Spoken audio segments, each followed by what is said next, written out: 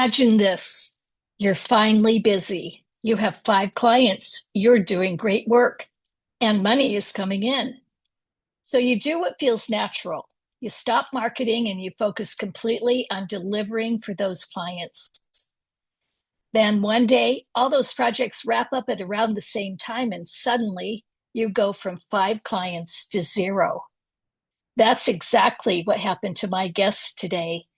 And it's a mistake that costs consultants thousands of dollars in lost revenue every single year. My name is Aj Riedel.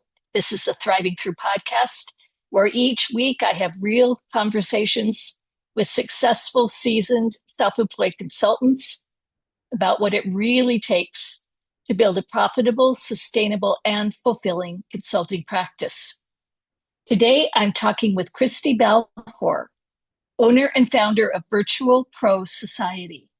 Christi made the jump from corporate life to building her own virtual assistant and coaching business, but not before learning some expensive lessons about burnout, feast or famine cycles, and the shiny object trap that keeps so many consultants stuck.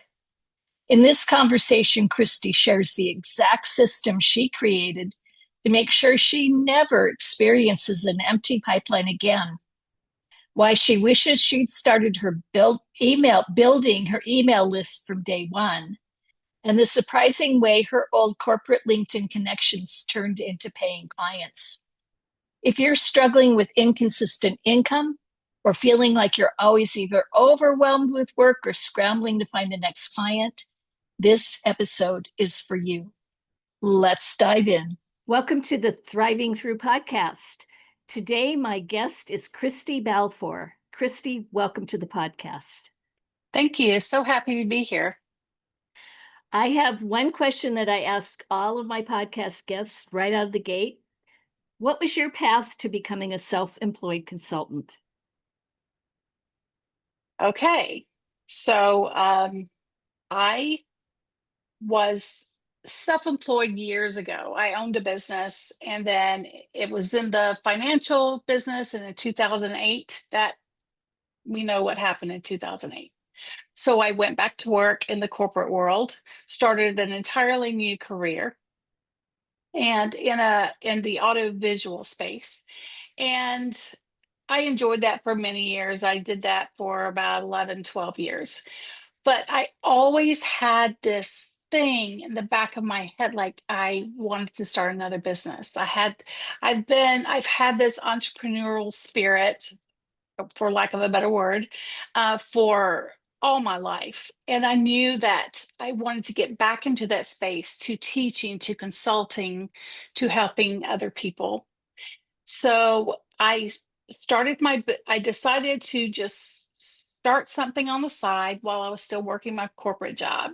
And I became a virtual assistant. And I started helping business owners with various tasks that kind of segued into branding and websites and social media.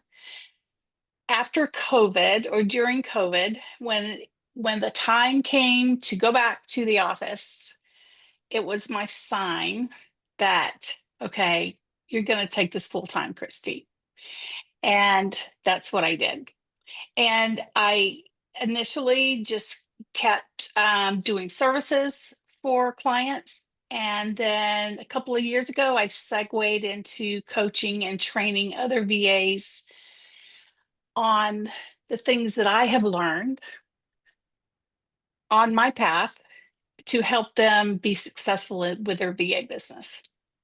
Okay. So do you still do the VA work as well, or are you now fully training and coaching for other VAs?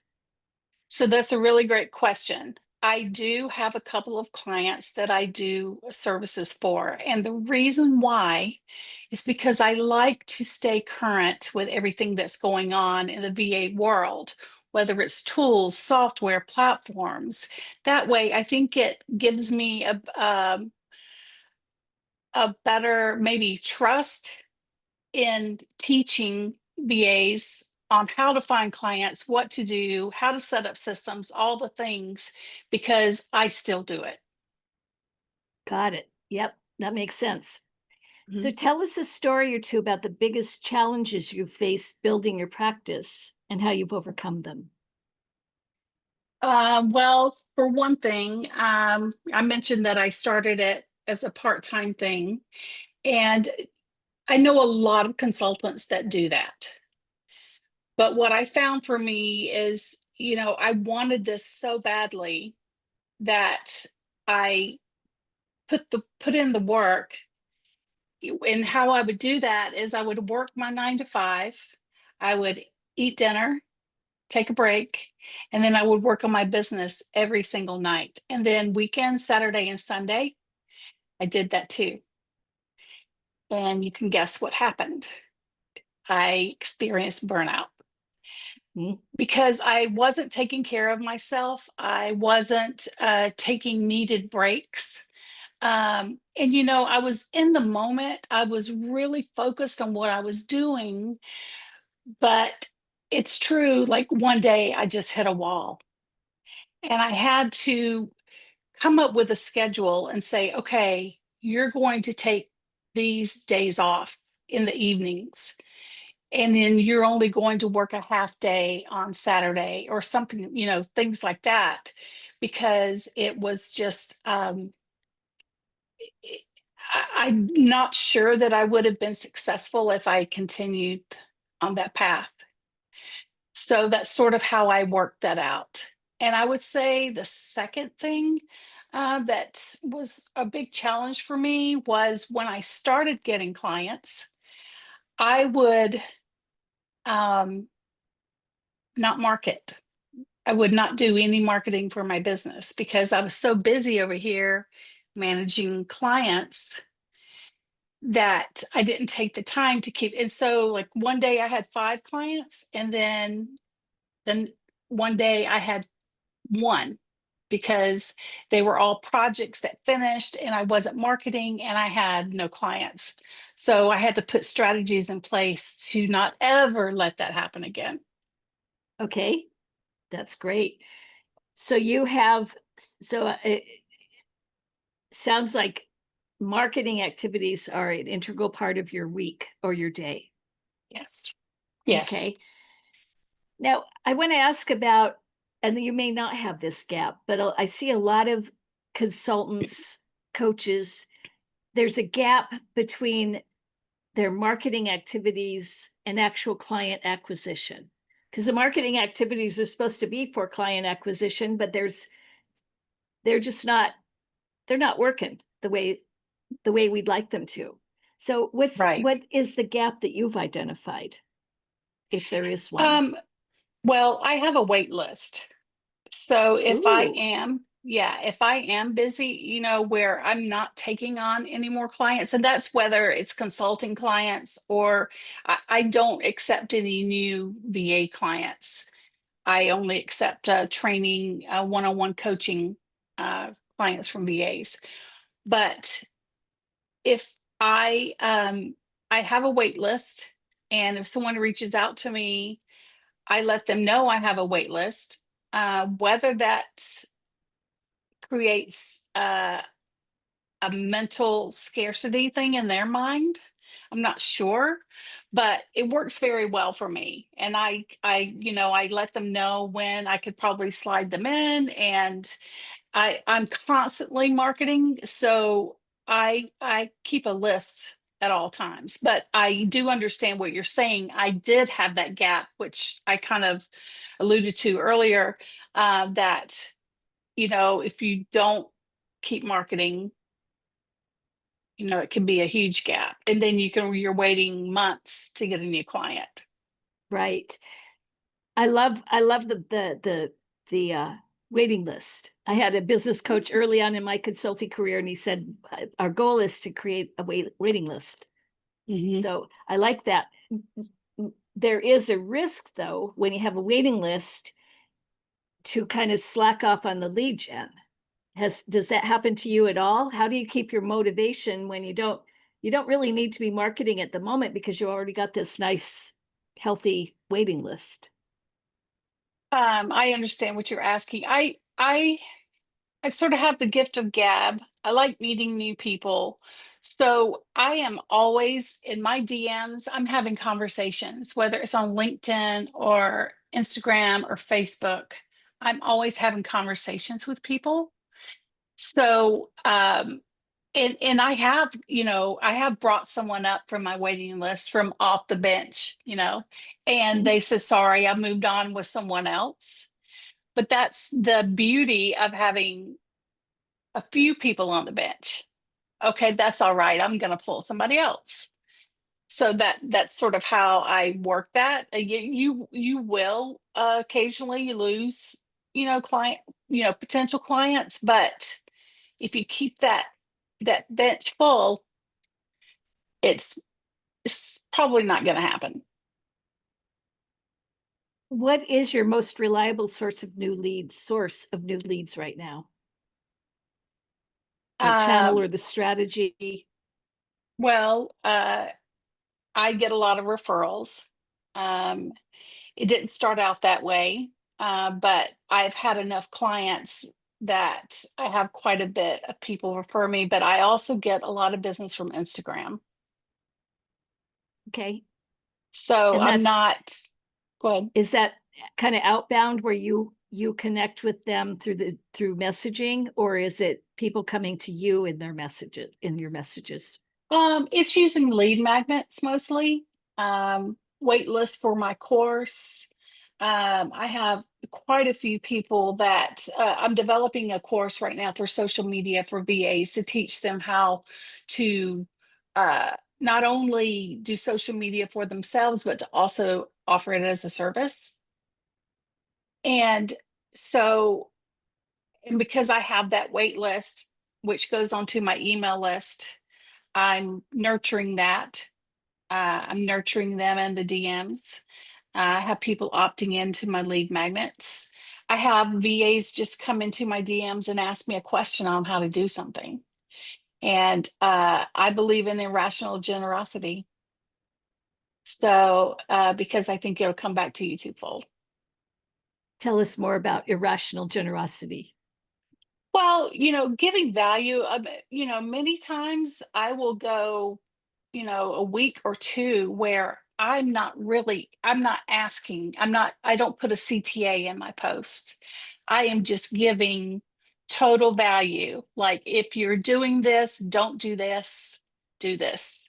I'm going to help you get to where, because the biggest pain point for my audience is finding clients.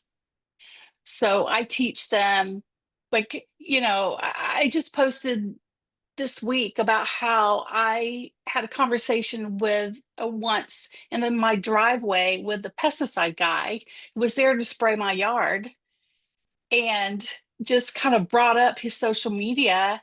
And by the time he left, I redid his I had a contract to redo his website and to do his social media. So I'm just always grinding it out there, looking for Looking opportunities. for opportunities. I like it. Yeah, yeah. When we talked earlier, you mentioned using the mise en place or place Yes. Me concept some. Mhm. from cooking for business preparation. Tell us what this is and how it translates to consulting into business development and why it's so effective for you. Sure. So mise en place is a French term for having everything in place. I'm loosely translating that. That's basically what it means. And it all comes, I did not know that term. My husband is a former chef and he taught me that term. And it was all about having your ingredients prepared and cut before you start cooking. And so with my business, uh, I I am not a fly by the seat of my pants kind of gal. I believe in having systems, being organized, having things set up. So that to me is having my mise en place in place. I have my, before I even took on my first client, I had a way set up already to send proposals, to send a contract, to send invoices. I had the system, I had my email set up, I had the whole shebang before I even had a client. And I feel like that's a lot of uh, a lot of consultants miss that piece because they just start, going looking for clients, looking for clients, and then they get a client and they're like, and the person says, "Send me a a proposal," and then I get back to my desk and go, well, I don't know how to send a proposal. Like, how am I going to do that? How am I going to do all these things? So that's why I teach that to other virtual assistants, and I think it's very important. Good advice for consultants as well. Yes. One of the things that I see with with consultants is the feast or famine cycle. And you don't suffer the feast or famine cycle. You've solved it. What was the turning point for you? Was there a specific moment or strategy that shifted everything? Well, for me, um, it was putting myself out there. And I don't know how else to say that. But I tried faceless marketing first. And Faceless marketing. yes, Okay. where I wasn't on camera. I didn't post pictures of myself. And there's a lot of people out there that teach that and swear that it works. It did not work for me. It wasn't until I showed my face on camera, not necessarily talking or doing a live video every day, but just, you know, connecting a person with the message, right? Mhm. And that was really the turning point for me, on people getting to know me, people gaining trust with me that what I'm telling them is right. Because let's face it, there is a lot of bad stuff out there that people are teaching that, whether it's in consulting or courses. I did this for a long time before I decided to become a trainer and a VA. I mean, a trainer and a mentor. I know some people that, you know, were in this business for a couple of months and said, "Oh, I have it all down. I'm gonna coach and teach people how to do it." And I just, for me, I I couldn't. There's a bit of authenticity with that I and that's what I strive to be. I strive to be authentic and genuine in everything that I do. And so but again, I'm kind of going off on a tangent there, but social media, um, and using social media in the right way for my business was really the turning point for me. Okay. Where you confronted that hesitancy or resistance to being on camera or at least have your picture and you sucked it up and did it anyway. Ye Yes, I mean, because I'm a bit of an introvert. I mean, even though I make friends and I can talk to people, I'm really a homebody, and I was very hesitant to do that. But I'm here to tell you that for me, it worked very well. Yeah. I think that's if the listener is hesitant to do that, I agree. I mean, it's a relationship business. They have to know, like, and trust Yes. you. And if they don't Yes. know what you look like, then it's kind of tough. Right. Especially in the online space, there's so many people offering services out there. Like, how are you going to set yourself apart? Yes. And how are you going to communicate your authenticity? Yes, exactly. True. Looking back at your transition from corporate to full-time entrepreneur, what would you do differently if you were starting that journey today, knowing what you know now?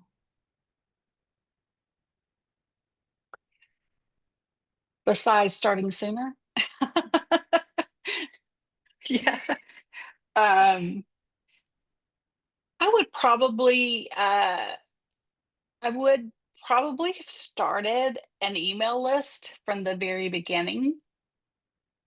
Um, email lists can be very powerful with your business.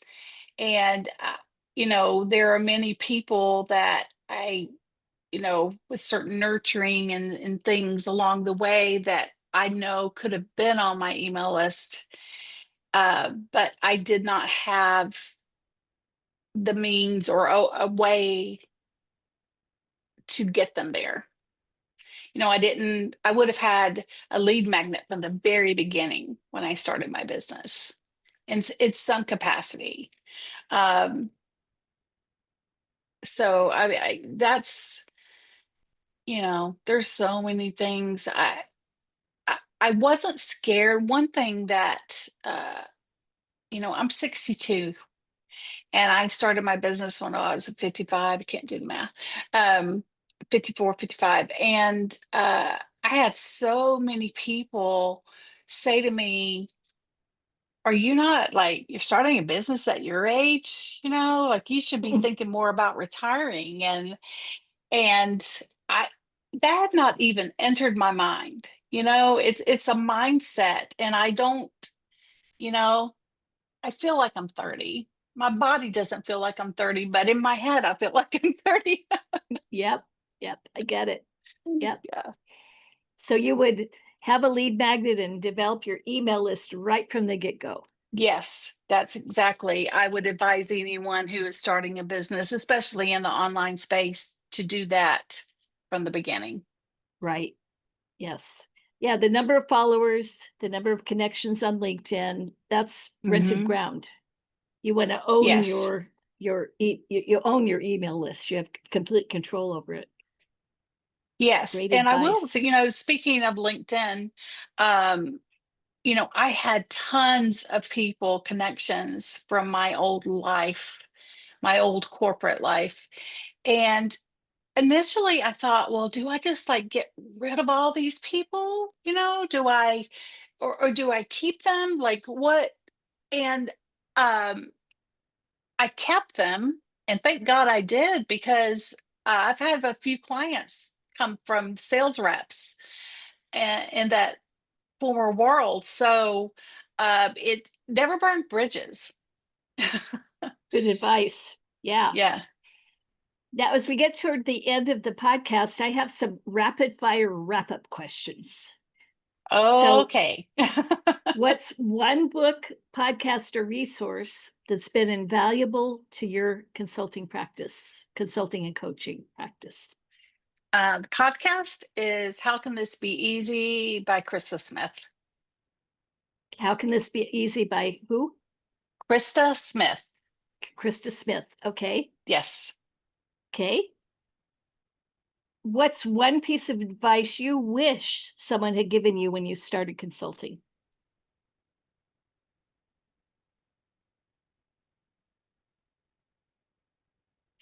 That you don't need all the shiny objects. Mm-hmm. You Yep. don't need all the software platforms. You don't need every fancy tool that everyone has out there.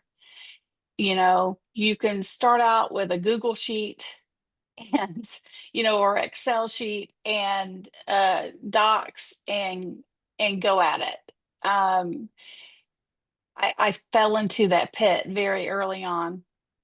And don't get me wrong, I use a lot of software tools now, but in the beginning, it's just not necessary. Yeah. I mean, you don't really even need a website to begin with. You go out and you start to build a following, you start to build clients, and then you build out that stuff. Because a lot of Yes. people use that as it's procrastinating.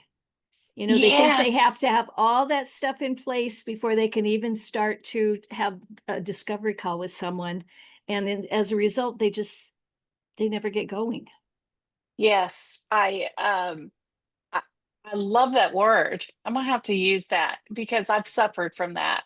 Uh, just the mise en place that we talked about earlier, that's not, subscribing to 10 different websites to do your thing. You can get all your things in place with very little tools. So, Right. And it means that all your tools in place It doesn't mean you have to have a lot, but if you're making pancakes, you have flour, salt, sugar, and milk. You don't need 25 different ingredients to make pancakes. And it's the same with your business. Right, right. And five different, sets of measuring cups. You use one and rinse it out and use it again. Right. Yes. Good point. Good point. Mhm. Yes. And now this is the last and most important question. How can listeners connect with you if they want to learn more about your work? The best way to connect with me is on Instagram at Virtual Pro Society. Okay. And That's you where can you'll see find that. me most of the time.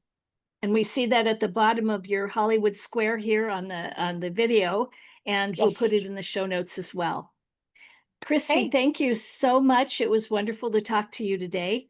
And for all of the listeners out there, until next time, keep thriving through. thank you. Christi's story is a powerful reminder that building a sustainable consulting practice isn't about working harder, it's about working smarter. The feast or famine cycle isn't inevitable. It's the result of stopping your marketing when you get busy. And it is completely preventable with the right systems.